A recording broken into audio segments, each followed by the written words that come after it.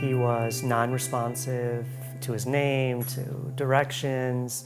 I was known as stranger man because even at 2.5 I could come home through the front door and he wouldn't recognize me. In fact, he wouldn't even look towards the door to hear that I had come in. I stood behind him and I was yelling his name, Dean, Dean, Dean, and he was not responding at all. And I just sort of grew cold with fear that something was off.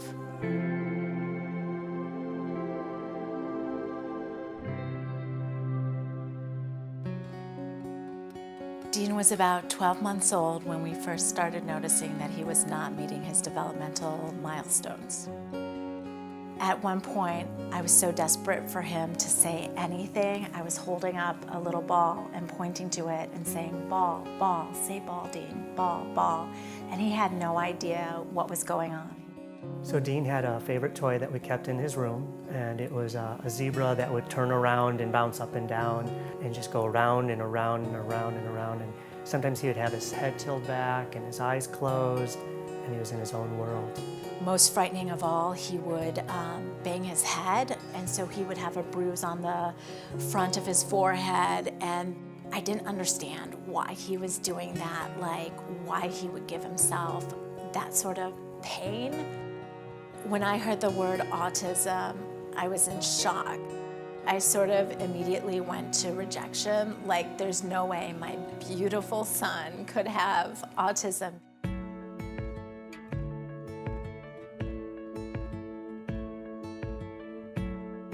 So SARRC's community schools inclusive model was exciting. And so then he was going to be with peers that were neurotypical, and so then he would be able to model what they were doing. And so that was very encouraging.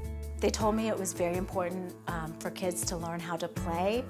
And so using PRT, we would sort of, get on a swing or sort of interrupt his play, and he would be like, moo, moo, moo, and that meant move. And I just remember being so thrilled that he had the word move. I felt it was that first step towards him being able to communicate his desires and needs. So after 4 years at SARRC, and he was about to graduate and move on to kindergarten, he was very, very close in behaviors to, I would say, his peers in many ways. And at his graduation, he appropriately walked down the aisle. He was able to participate in every part of the ceremony, and I just remember from the moment he started walking down to the end, I cried nonstop because I didn't think he was going to be able to accomplish like any of this. He just seemed like a typical little boy, super proud of himself.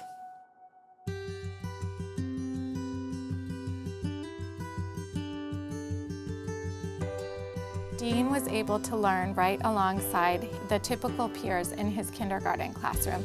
So he was included in everything. He was provided the same opportunities as everybody else. I felt like the transition from having a clinician in the kindergarten classroom,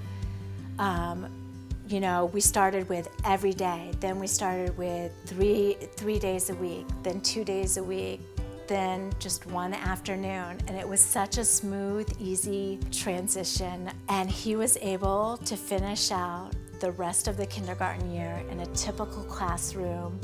Another one of my fondest memories was his connection that he made with a student in the class named Braden, and they just instantly connected in the classroom, and I felt like that was a great peer relationship for him that maybe he hadn't had before, which was nice to see. Dean is now 7 years old, and he's in a typical classroom, first grade, with a different teacher. He's transitioned well and easily into first grade class, and he's meeting all the academic and social requirements. There was no way that he would have come so far without SARRC. I feel like SARRC was a gift to my classroom and professionally, and to Dean as well, and that it was a huge gift to be his teacher. If you ever have a problem or something comes up, we're not going to abandon you just because he's doing so well. So it's good to know that they view us as a lifelong family.